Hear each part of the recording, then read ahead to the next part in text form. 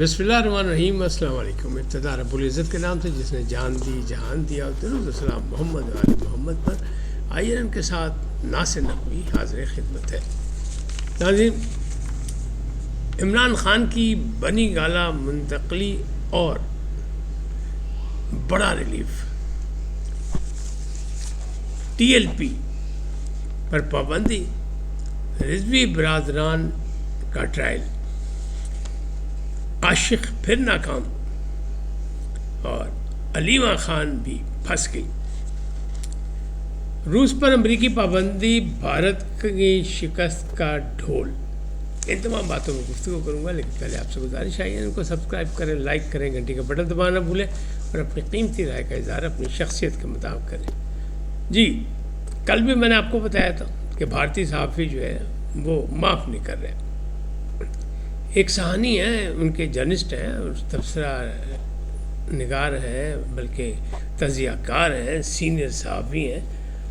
انہوں نے ایک انٹرویو میں کہا ہے کہ یہ مت دیکھیں کہ پاکستان کیا کہہ رہا ہے یا بھارت کیا کہہ رہا ہے.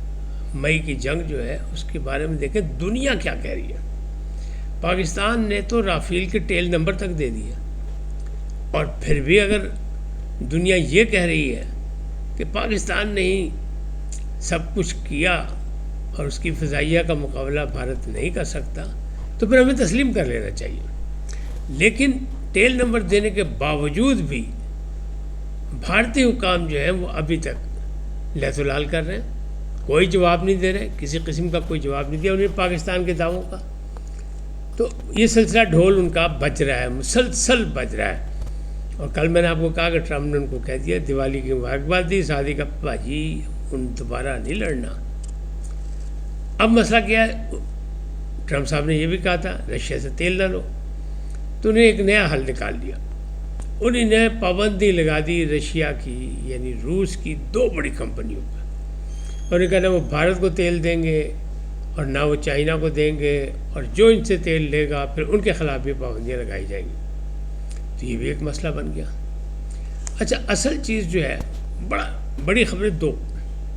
ایک یہ کہ عمران خان کو منتقل کیا جا رہا ہے بنی گالہ، اور دوسری طرف سے جواب آیا کہ جناب بڑا ریلیف جو ملنا تھا وہ مل چکا ہے.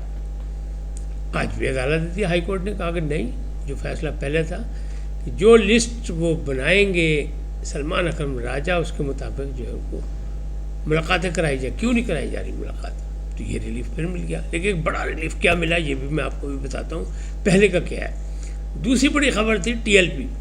تو ٹی ایل پی کا جو مسئلے مسائل ہیں ابھی کسی کو نہیں پتہ رضوی برادران کہاں ہیں، لیکن کہا یہ جا رہا ہے کب ان کے ٹرائل کی باری آ رہی ہے. اور عظمہ بخاری نے ایک پریس کانفرنس کی، اس میں کہا کہ ہم کوشش کر رہے ہیں کوئی جانی نقصان نہ ہو اور ان کی گرفتاری بھی ہو جائے. مطلب وہاں بھی کوئی مسئلے مسائل ہیں ایسے کہ لگ رہا ہے کہ کچھ وہاں پہ بھی مقابلہ ہو سکتا ہے، یا کوئی جتھا ہو سکتا ہے، یا انہوں نے ان کو حفاظت میں لیا ہوا ہے ان کے اپنے جتھوں نے. تو وہ کہہ رہے ہیں کہ ہم یہ چاہ رہے ہیں. اس کا مطلب یہ کہ نہیں. لیکن وفاقی کابینہ نے فیصلہ کر لیا، اور پنجاب نے کہا ہارڈ اسٹیٹ پہلے ہم بنائیں گے، پاکستان ہارڈ اسٹیٹ پہلے ہم بنائیں گے. مریم نواز پہلی بار وزیر اعلیٰ بنی خاتون، اور انہوں نے مردوں سے بڑے فیصلے کیے. یہ پہلا کیس بنا کے یہی بھیجا ٹی ایل پی کا کہ 3 بڑے دھرنے ان کے دیکھ لیں، اور اس میں معاملات کیا ہیں کہ ان کے خلاف 810 مقدمات ہیں، 11 پولیس افسر جو ہیں وہ شہید ہوئے، اور اس کے ساتھ ہی 16 شہری بھی ان دھرنوں میں مارے گئے ہیں، مطلب شہید ہوئے، وہ بھی جاں بحق ہوئے. تو ان کو معافی نہیں دی جا سکتی. اور پھر ان کے خلاف جو ہے وہ بھی ڈھونڈا گیا کہ ان کو فنانس کون کر رہا ہے. تو 3800 افراد کے نام سامنے آئے. اب ان کے باری باری ان سے تلاشی ہو رہی، پاجی جامع تلاشی، کہ تسی دین اسلام کی خدمت کے لیے دے رہے تھے پیسے، یا محبت رسول میں صلی اللہ علیہ وسلم کے حوالے سے آپ پیسے دے رہے تھے. آپ کس حوالے سے ان کو پیسے دے رہے تھے؟ کیوں ان کو سپورٹ کر رہے تھے؟ جبکہ انہی نے تو جتھوں کے جتھے لے کے اور باقاعدہ پرامن ماحول کو بدامنی میں تبدیل کیا. تو 3800 افراد ہیں. اب یہ دیکھیں ان کے اکاؤنٹ منجمد، دفاتر بند، مدارس اور مساجد جو ہے وہ جماعت اہل سنت کی جو بڑی تنظیم ہے اس کے حوالے کر دیے جائیں گے کہ وہ چلائیں گے، وہاں کوئی سیاسی اجتماع نہیں ہوگا، کوئی اس طرح، اور آئندہ تحریک لبیک کا نام بھی استعمال نہیں کیا جائے گا۔ ابھی یہ کابینہ نے اپروو کر دیا، اب جائے گا سپریم کورٹ تک فیصلہ، وہاں سے آئے گا باقاعدہ، لیکن بنیادی فیصلہ ہو گیا۔ اور یہ دوپہر کو جو پریس کانفرنس کیا اسماعیل بخاری نے انہیں پہلے کہہ دیا تھا کہ ہمیں امید ہے کہ ہو جائے گا، ہم نے بڑا مضبوط کیس بھیجا ہے۔ تو جناب یہ مریم نواز کی طرف سے ہوا، ورنہ ان سے پہلے یہاں بڑے بڑے رہے، انہوں نے کسی نے ہاتھ نہیں ڈالا ان پہ، اور ان کی پر پابندی لگی تھی عمران خان کے دور میں، لیکن وہ 7 مہینے سے زیادہ نہیں چلی تھی، کیونکہ جو ان کے سفارشی تھے وہ تگڑے تھے، انہوں نے جناب انہوں نے بچا لیا سی۔ تو اب یہ معاملات ایسے ہیں کہ بات آگے بڑھ گئی ہے اور بہت زیادہ ہے۔ اب بات کرتے ہیں کہ عاشق پھر ناکام، وزیر اعلیٰ کے پی کے سہیل آفریدی وہ کہتے ہیں میں عاشق ہوں عمران کا۔ تو عاشقوں کے ساتھ تو کبھی بھی اچھا نہیں ہوا، تاریخ بھری پڑی ہے، ماضی کی داستانیں دیکھ لیں۔ تو وہ پھر اڈیالہ جیل کے باہر گئے، باقاعدہ لام لشکر کے ساتھ گئے، بڑا دھوم دھڑکے سے گئے، ہائی کورٹ میں فیصلہ بھی ہو گیا کہ ملاقاتیں کرائی جائیں، تو بھاگے ہوئے گئے وہ، لیکن فیصلہ لے کے کوئی نہیں گیا کہ فیصلہ لے کے جا کے سپرنٹینڈنٹ کے منہ پہ مارتے کہ لو یہ فیصلہ آ گیا ملاقات کراؤ۔ اور آج کی لسٹ میں حالانکہ ان کا نام تھا سہیل آفریدی صاحب کا، ملاقات کرانی چاہیے تھی، ہو جانی چاہیے تھی۔ جب سلمان اکرم راجہ نے پچھلی ملاقات جو تھی منگل کو، اس میں تو ملاقات نہیں، نام ہی نہیں تھا ان کا، لیکن لگتا آئندہ منگل کو انشاءاللہ ان کی ملاقات ہو جائے گی، کیونکہ کل نوٹیفکیشن آ جائے گا اس فیصلے کا، اور سپرنٹینڈنٹ صاحب کا لو یہ آ گیا، لو بسم اللہ ملاقات کر لو۔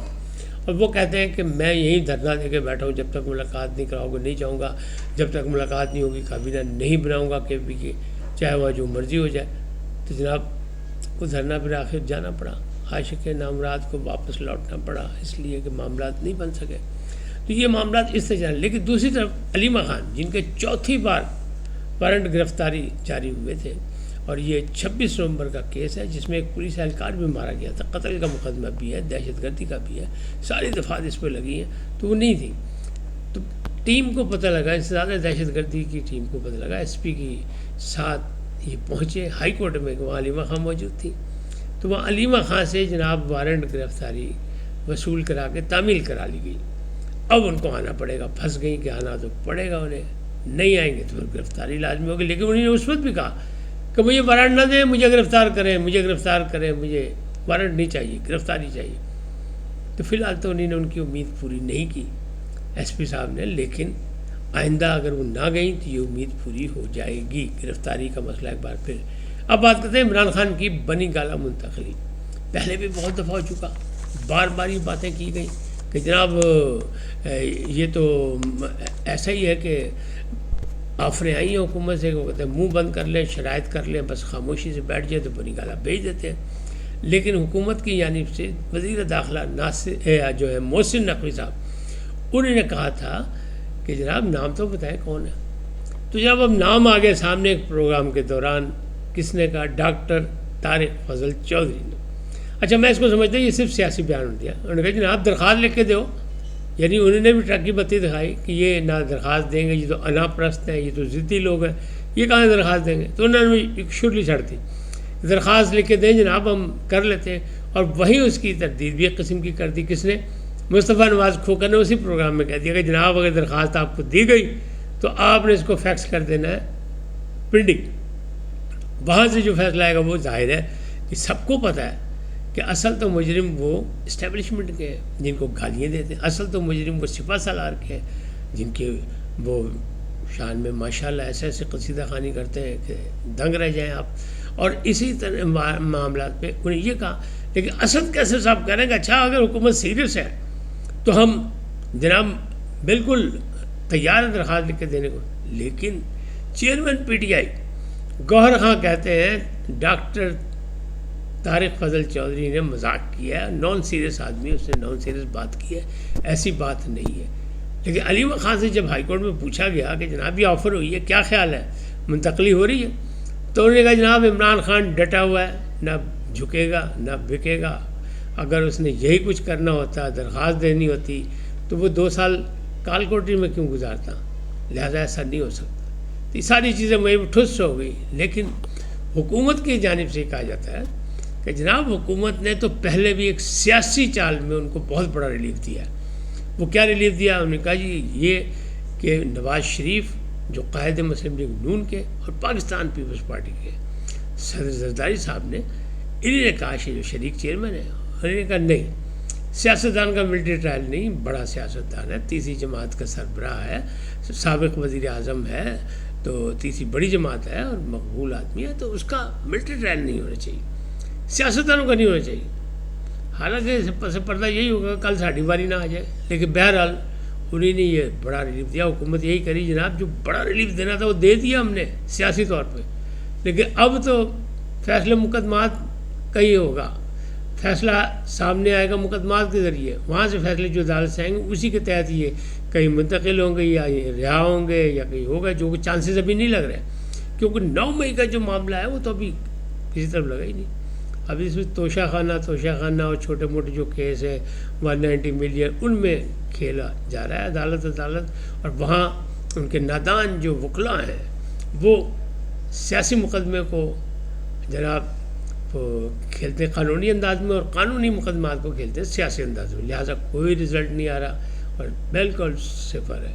اچھا، ٹرمپ صاحب جو ہیں وہ یہ کہہ رہے ہیں کہ پیوٹن صاحب پہ جو ہم نے روسی کمپنیوں پر پابندی لگائی ہے وہ اس لیے کہ پیوٹن گفتگو بہت اچھی کرتے ہیں لیکن اس بات پر عمل نہیں ہوتا، لہٰذا ہمیں مجبوراً یہ کام کرنا پڑا۔ دوسری جانب جو ہے ان کے 3 سیز فائر بڑے، انہیں امن کا ایوارڈ تو نہیں ملا لیکن 3 بڑے سیز فائر پاک بھارت، ابھی تک کوئی مذاکرات نہیں شروع ہوئے، کوئی بات آگے نہیں بڑھی۔ پھر اپنا یہ جو ہے یہ سیز فائر جو ہوا اپنا فلسطین والا معاہدہ بھی ہوا باقاعدہ سب کچھ بڑا زور شور سے، لیکن وہاں بھی مغربی کنارے پہ اسرائیل کی وارداتیں جاری ہیں اور کوئی نہ کوئی وہ حرکت کر رہا ہے۔ ایسا لگ رہا ہے کہ اسرائیل ابھی بھی قابو نہیں آیا، بلکہ وقتاً فوقتاً ٹرمپ صاحب بھی جو ہے حماس کے نام لے کے کوئی نہ کوئی دھمکی دے رہے ہیں۔ تیسرا سیز فائر افغانستان سے، تو ان کی بھی ٹی ٹی پی جو ہے وہ ماشاءاللہ اپنے کاروائیاں کر رہی ہے اور مار بھی کھا رہی ہے، رو بھی رہی ہے، شور بھی مچا رہے ہیں، لیکن ابھی بھی افغانستان کی حکومت کی جانب سے اس انداز میں آگے مثبت نہیں بڑھا گیا جس میں بڑھنے کے چانسز تھے، اور انہیں بڑھنا پڑے گا ورنہ یہ معاملہ بھی حل نہیں ہوگا، کیونکہ پاکستان نے فیصلہ کر لیا کہ ہم نہ کوئی دہشت گردی کر سکے گا در اندازی، نہ کسی دہشت گرد کو رہنے دیں گے، اور جو غیر قانونی مہاجرین ہیں چاہے وہ کوئی بھی ہو ان کو ملک سے باہر نکالا جائے گا۔ اس وقت تک اتنی فلم لیں گے نئے موضوع کے ساتھ جاتے جاتے آپ سے درخواست آئی ہے ان کو سبسکرائب کریں، لائک کریں، گھنٹی کا بٹن دبانا نہ بھولیں، اور اپنی قیمتی رائے کا اظہار اپنی شخصیت کے مطابق کریں۔ سدا سلامت رہیں، لیکن پہلے پاکستان زندہ باد، پاک افواج پائندہ باد، سدا سلامت رہیں، اللہ نگہبان۔